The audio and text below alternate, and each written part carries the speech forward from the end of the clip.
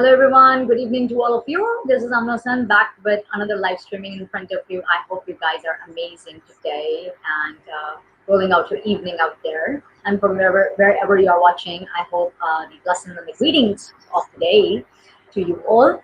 So I'm again excited and super happy because one of my most beautiful friends joining me from all the way from the United States of America.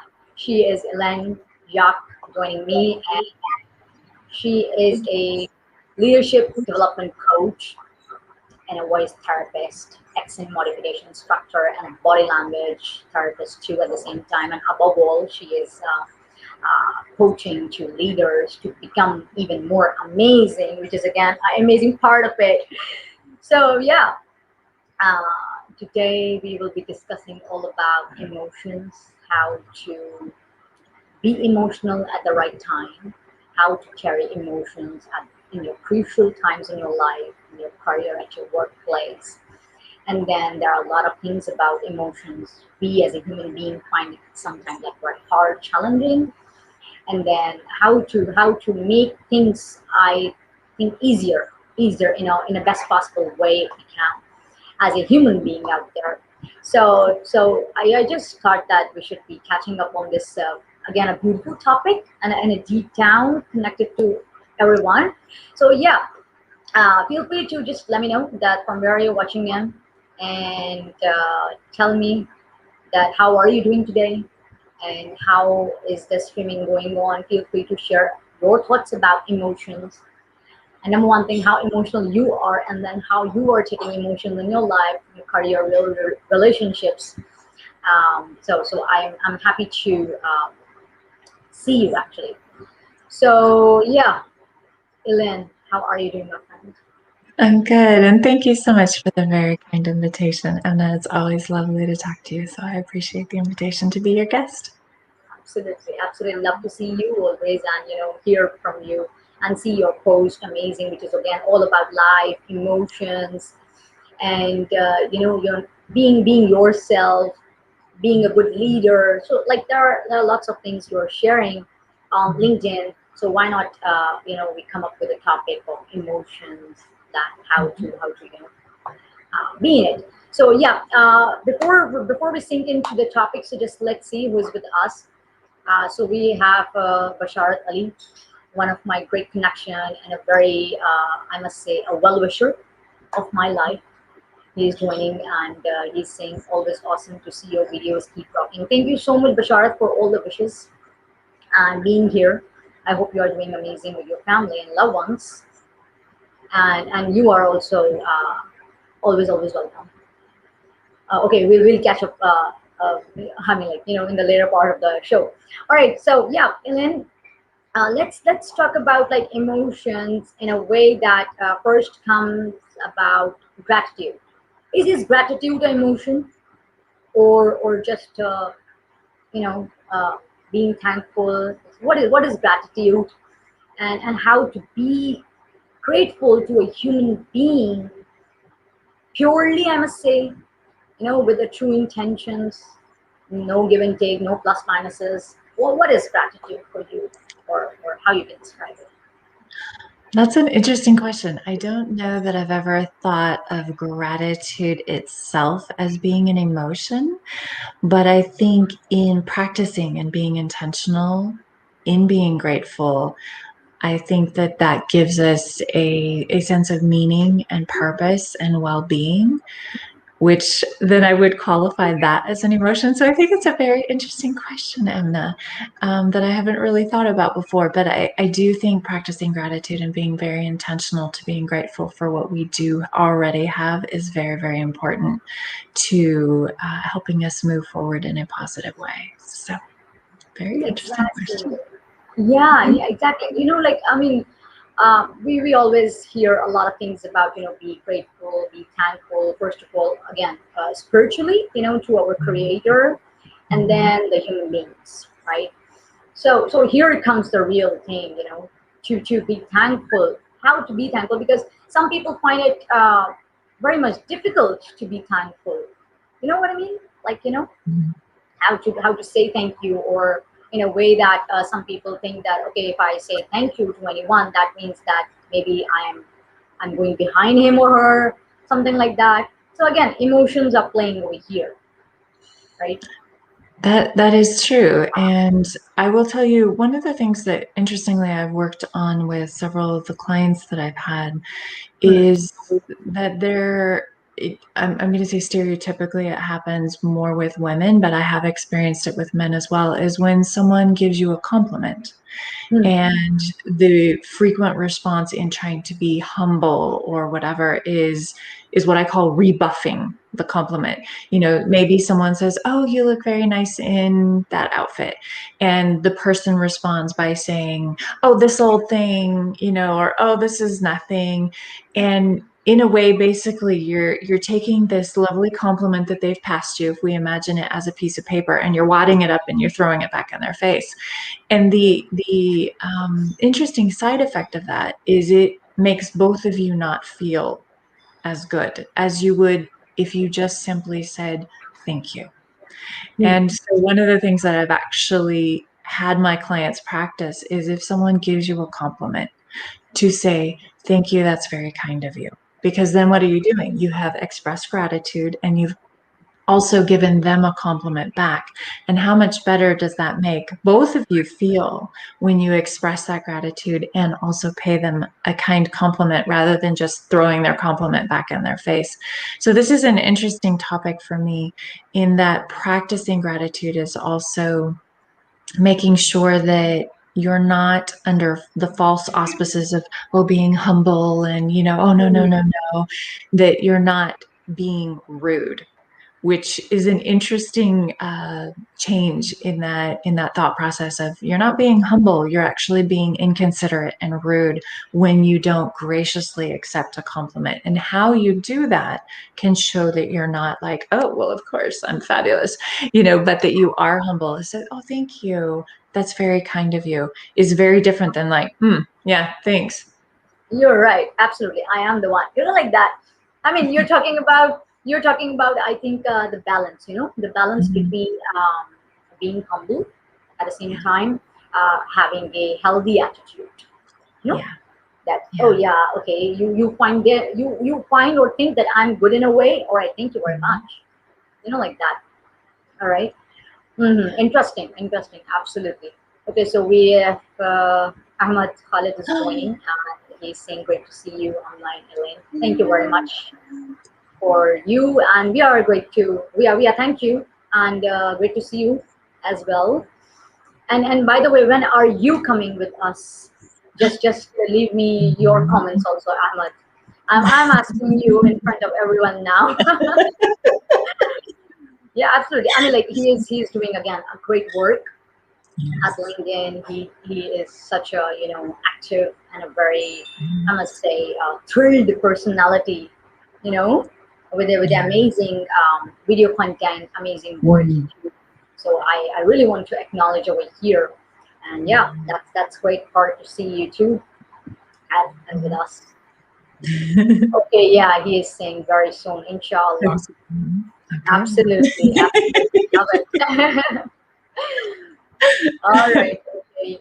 Okay. So, okay. One more thing about thankfulness. I just want to say over here that again, um, being true enough again to thank to a person or a human being for anything you do, and when you do it, and then later part, if you connect, sometimes like people forget also, if you did something for them, a little tiny bits of in life. So what would you like to say on it?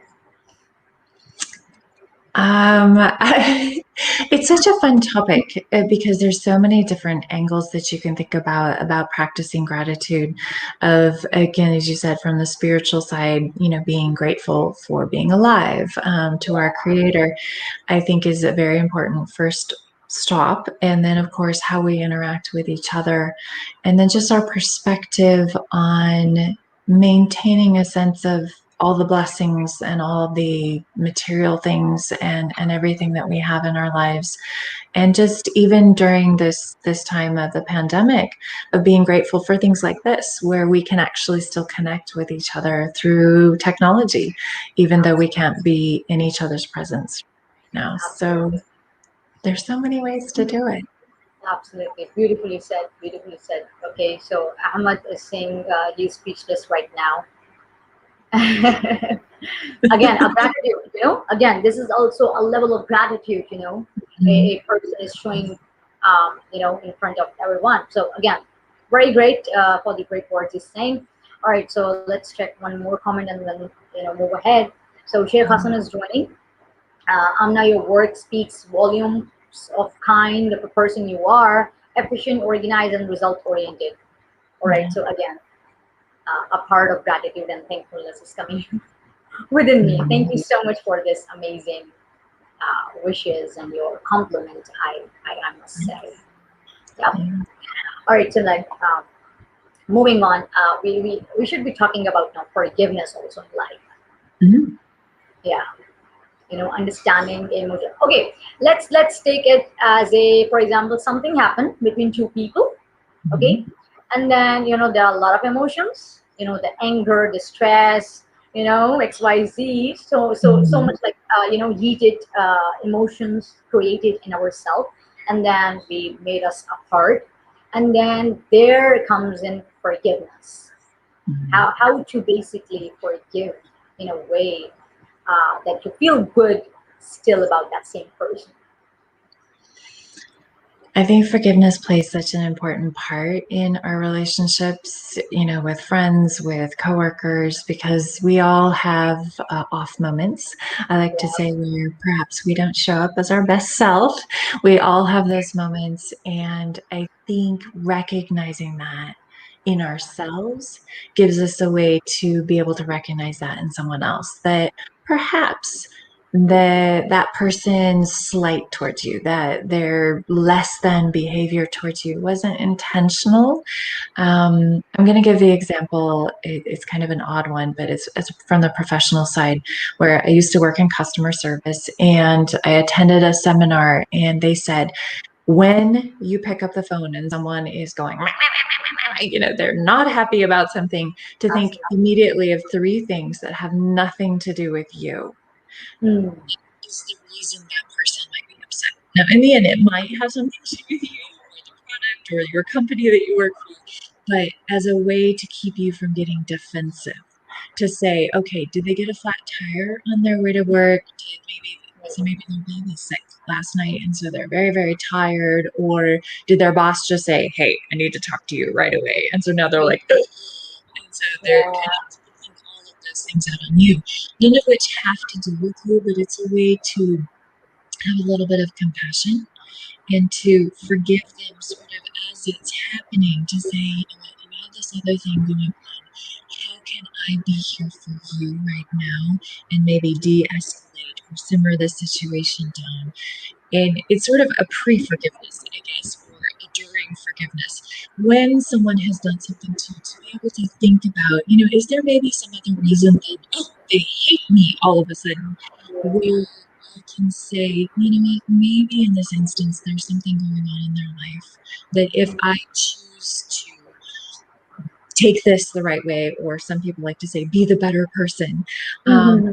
that will help the situation be better for both of us in the long term by choosing to forgive them. Now, obviously, it does help when someone apologizes for their behavior, but sometimes you allowing that space for them to do that in a way that doesn't cause, for some people, they call it the loss of face, or Mm. loss of sense of self. Like, I don't have to grovel to apologize, but then I can say, what, I'm sorry. Exactly. I was having a bad Yeah. time, and I appreciate you being so gracious. You allow them that space to do that. So forgiveness is a really nice way to help mend things that maybe haven't gone as well, and I think it's a gift that we can give to each other. Mm-hmm. Absolutely. Yeah. And in forgiveness, also a huge part is being played by the ego of our self. That is the huge one, which hinders, which become a barrier maybe. And yeah, I mean, it's like, it's the reality. It's so natural that no one can deny of it, right?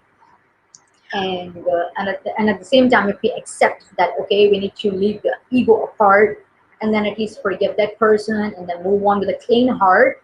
So I think that makes life easy. That makes your moves easy in life. That you are not, occupied actually.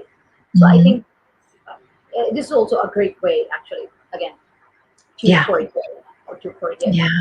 Again, I mean, it's so much like, deep down, emotions are connected with each element in our life, right? Mhm. Every like phase, or we call it.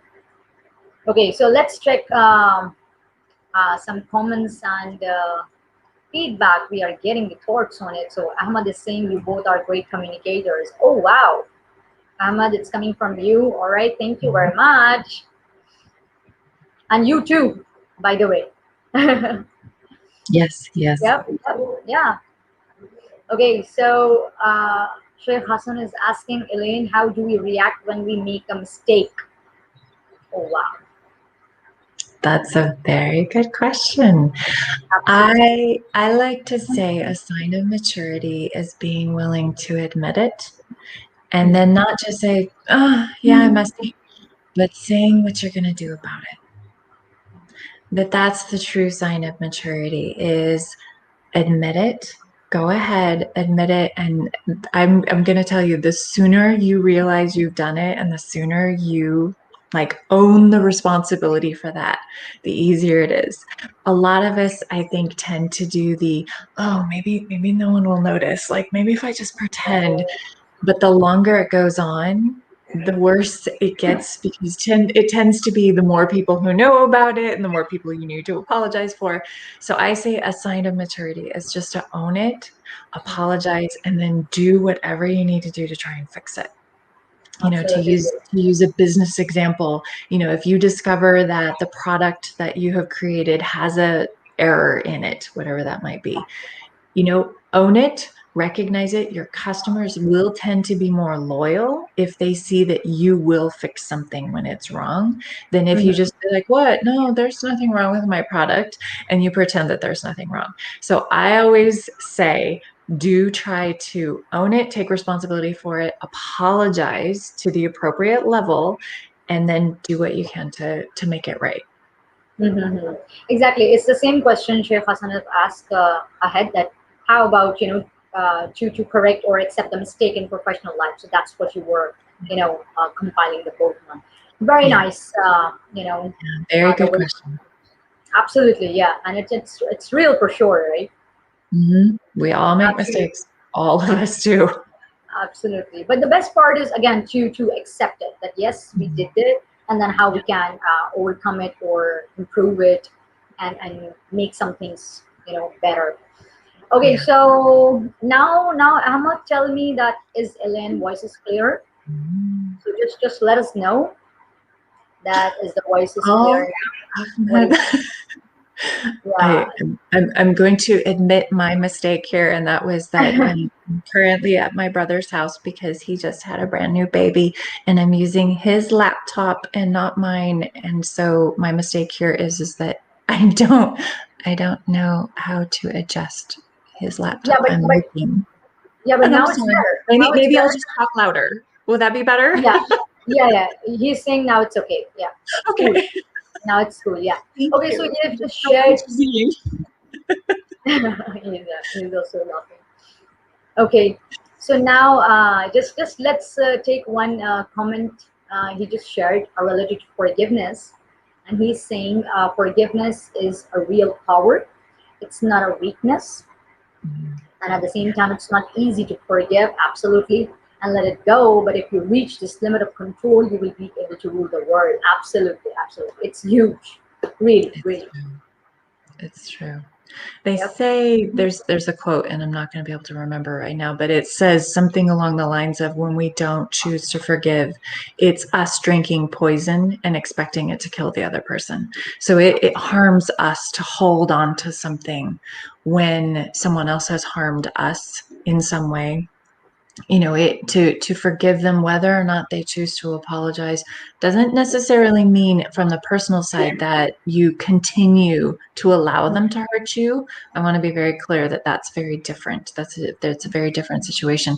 But learning to find a way that's healthy for you to forgive them for a harm that's been done to you is a way to release yourself from that pain and that anger and that trauma. So to take that on the more personal side of it, I am not saying forgive, forget, and let them continue to do it to you again. That's not, I'm going to say, a Yeah. healthy way to forgive. Absolutely, absolutely. And it makes life easy and also, again, free ourselves, Mhm. basically. Yeah, yeah, Yeah. absolutely. Okay, so let's check some more comments and then we can move ahead. So, yeah, Ahmed is saying very great quote you shared. And then we have Ahmed Hamamse also. Oh, The two best friends are joining us and watching yay! us. Yeah, two great people saying thank you very much, Ahmed, for being here, joining us, watching us. And yeah, feel free to share your thoughts also related to emotions we are discussing today. So yeah, Definitely, definitely. absolutely. All right, so now let's move on to again somehow critical and challenging part of emotion, which is called triggers. So Mm. what are like triggers? I really want to understand basically. Like I mean, like there are tons of researches for sure, but again, coming from you, make it like easy to understand that like emotional triggers. We hear a lot of things like, okay, this is your emotional trigger. You need to understand and then work on it. So how about it? Can you just explain about emotional triggers? Oh, this is a big topic, Emma. I will say that the difficult thing about triggers is that it's different for everyone because of Mm, our life experiences, because of things that's happened to us in the past. There will be different things. For certain people, it's words. Certain word choices that maybe a bully when they were in primary school used towards them will mm, be something that if a boss suddenly uses that particular vocabulary choice, it will go, and it becomes this really big response. okay. A sort of a overreaction to Mm, mm, something that maybe that particular person didn't mean. mm. So a trigger can be even a smell. Like I will give you the example of if you smell someone who Uh-huh. smells similar or the same, like if they're wearing the same cologne or perfume as Uh-huh. someone that is an unpleasant person from your past, let's say it that way, it can Okay. trigger that for you to respond in a certain way. I'm going to give probably a weird example from my speech pathology career of I walked into a patient's room and it was a woman that I was going to be seeing, and there was a gentleman standing there, and he turned and he saw me and he went, "Oh," and that's a kind of an Really? unusual response, and I'm thinking, is there someone scary standing behind me? I was a little startled by his response to me. And the woman, I'd never met either one of them. And the woman turned to me and she said, "Oh, I see." And I said, "I'm sorry, can I help in some way? Is there Uh-huh. anything?" And she said, "My brother," who was the gentleman, she says, "My brother just got divorced and his wife has red hair." You know, Oh my goodness. I walk in the room and he turns and he's like, "Oh," and so that was a trigger for him. Just me with my red hair was a trigger for Exactly. and he Mm, couldn't handle it. I mean, and this isn't something that's happened to me very often, blessedly, but he yeah. had to. He was so upset just to see me with my hair. Mm, That's how big of a trigger it was for him. So mhm. it's interesting to me the trigger thing, and I think for some of us it just takes time, especially Okay. if it's a particular traumatic event. Mm, If an adult did something let's say not okay, unacceptable to a child. That right. child someone later in life that reminds them of that person, that will be a trigger for them. So that's taking it to an extreme level. On a lesser level, just having maybe someone say a particular phrase or look at you in a particular way can be a trigger. And those are things that I think as we become more mature in our emotional intelligence, that we can recognize that. And then we can say, to go back to my kind of unusual example, we can say, okay, not everyone who looks a certain way, aka my red hair, is that person who's done something harmful to you. All right. Okay. Uh-huh. This Uh-huh. is on purpose, actually, because how we build up stereotypes about each other and make some rather unfortunate assumptions about each other can become triggers. You know, someone who looks different than us or who sounds different than us, and we treat them in a certain way simply because we have this belief or this trigger in our head that, oh, all people are, you know, and you fill in the blanks any way you want. It doesn't matter. There are stereotypes that we use all over the world, and to be aware of our own biases Mm-hmm. and to be careful of that and to say, you know what, maybe this particular person who's standing in front of me is not the stereotype, and maybe I can be open to this Okay. person and see, are they a different person than what my Yeah, true. yeah, yeah. Yeah, absolutely, absolutely. Okay, so one more thing.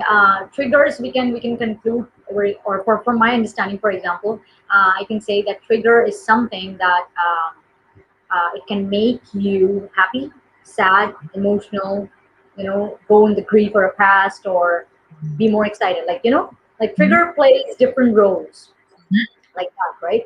For example, the example you shared with us of that guy and everything. So it happens many times, yeah. I mean, like Mhm. even if we see someone, how about if we see someone and we got those triggers, and it happens, right? When we see someone as a human being, like in front of us, again, emotional triggers can catch us, or we can be again either happy, sad, like that.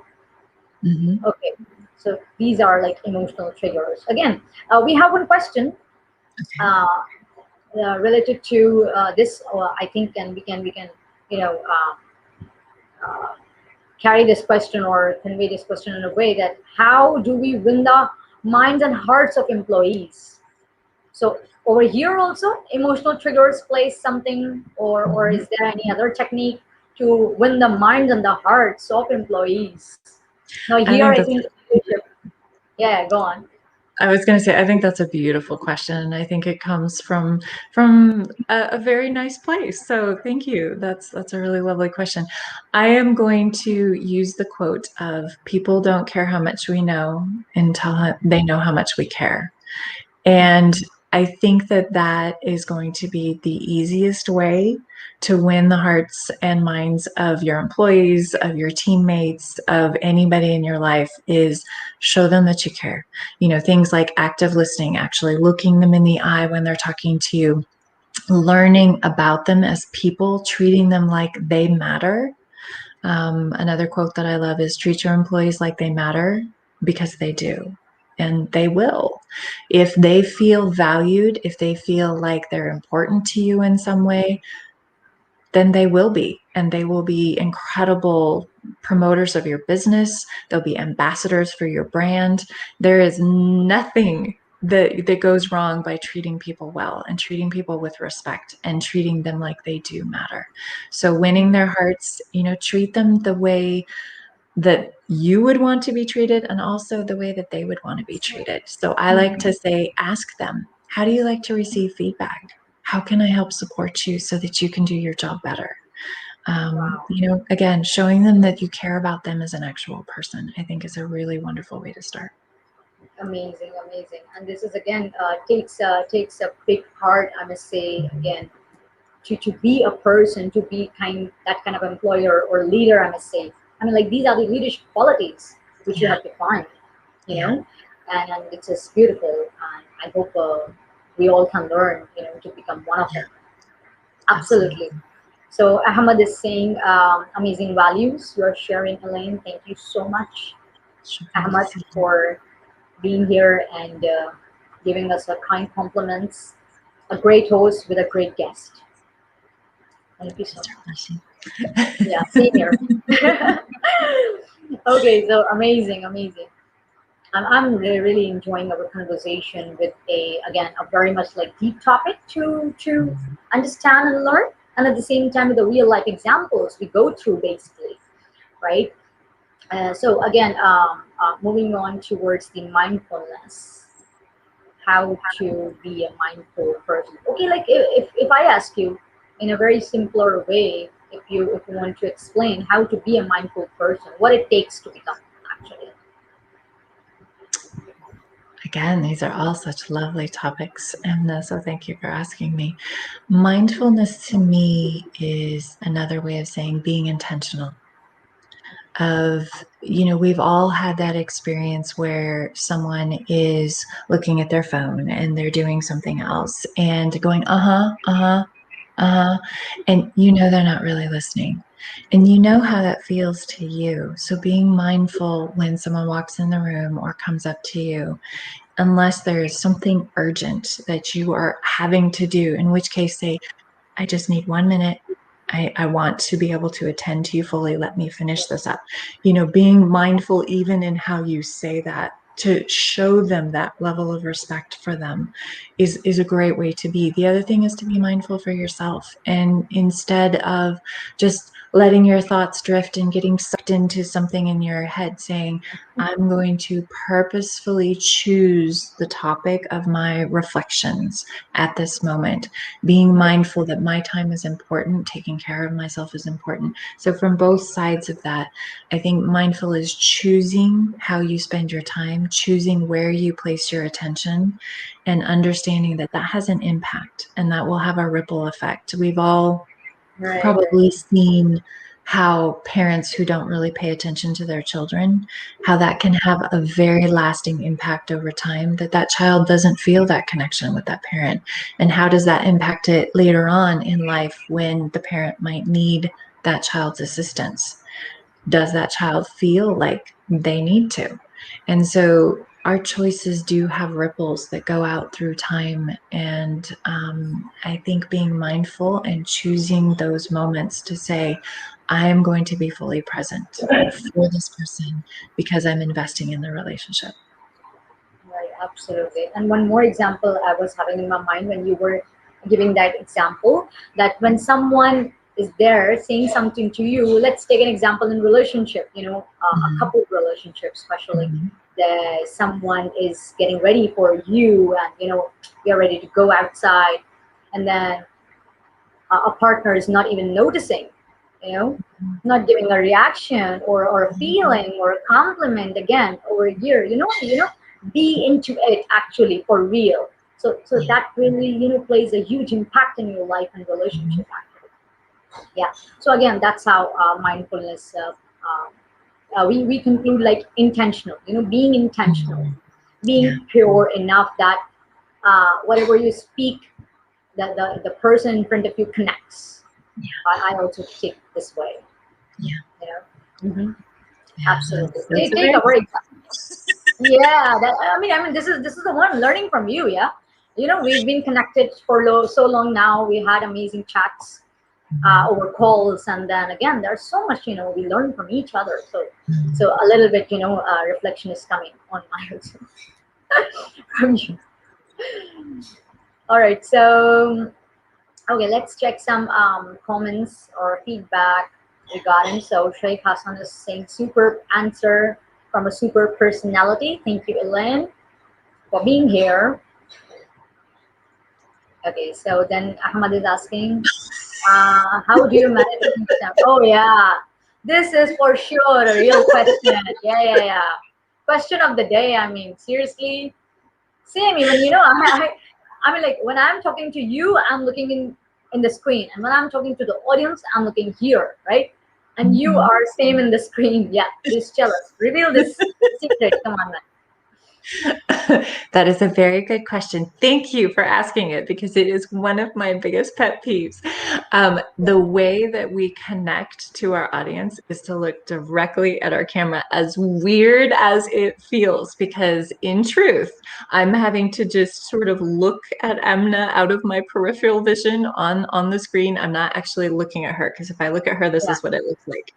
And Oh, while that feels better for me, now that makes you, Emna, and the rest of our audience feel like I'm not actually connecting with them. So it okay. does feel very awkward. So the little rule, if there's a rule about all of this craziness, but the little rule is when you are speaking, look at your camera. When someone else is speaking to you, then it's okay to look down at them.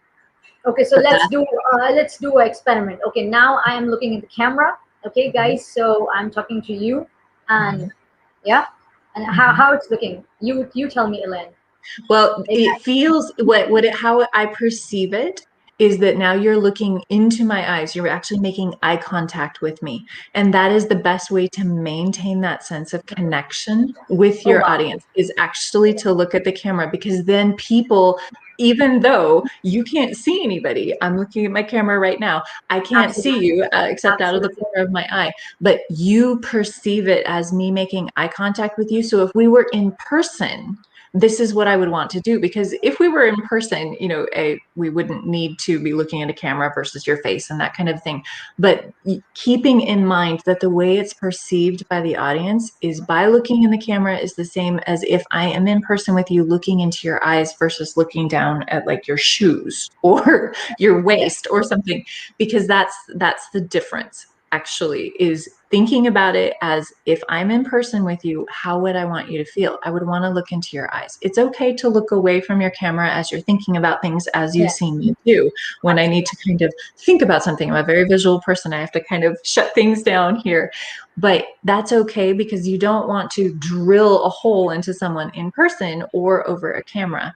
But absolutely, okay. shows me for asking this question because it is something that it's really difficult, especially on something that you we're trying to make this feel more connective over the internet when we're not sitting with each other. So definitely when you're talking, look at your camera. When you're listening, it's okay to look at the other person. Okay, so he's saying, yeah, yeah, we absolutely know the feeling. And when Elaine is explaining everything related to this question, Ahmed is asked. So I'm looking into the camera. Now I'm talking to Elaine. Now I'm talking to you guys, right? Yeah, Yeah, yeah. It's yeah. it's a great feeling. Yeah. It's So then you're absolutely. talking to your audience, whereas when you're looking down at the screen, then you're doing something else. And I will tell you that the psychological feeling of being left out is the same as actually experiencing physical pain in your brain. So when I'm looking down at you like I am right now, everyone else, including you, actually feels left out because I'm not looking at you in your eyes. Like that over here now. Yeah, yeah, absolutely. Yeah, when I'm doing my individual or solo streamings, I'm directly looking at the camera and presenting everything. But when I am with my amazing network and you right now, so I'm into the screen. Most of the time it happens. Yeah. And lately, when we had a discussion with Joseph, also he is right into the camera. And then Mm-hmm. later I asked, "What was it?" So he told the same thing. So now, what I will do further in the next streaming also with my amazing network, I will look Mm-hmm. into the camera and talk to you guys and the person in front of Yeah. me, and then let's see the results when I see the or Yeah. watch the playback. What I Yeah. mean. All right, guys. So thank you so much, Elaine, for being with me and sharing some golden, valuable, beautiful insights about emotions and different elements we shared together. So let's check some comments or feedback, and then we are good to go. All right, thank you, Amna and Elaine. Most welcome, Ahmed, and thank you so much for being here. It's very valuable insights, really. Wallah, it was. And then Abir is saying, great point, valuable talk. Absolutely. Thank you very much, Abir, for joining in the last moments, though. But still, you are more than welcome to watch this whole streaming at my YouTube channel also. And feel free to connect with Elaine if you have any different type of questions related to leadership coaching. She is a great leadership coach out there in USA, and definitely she can take you, from global anywhere you are. And yeah, that's all for now. I wish you all the best in your life, and take care of yourself. Stay healthy, stay blessed. Thank you very much.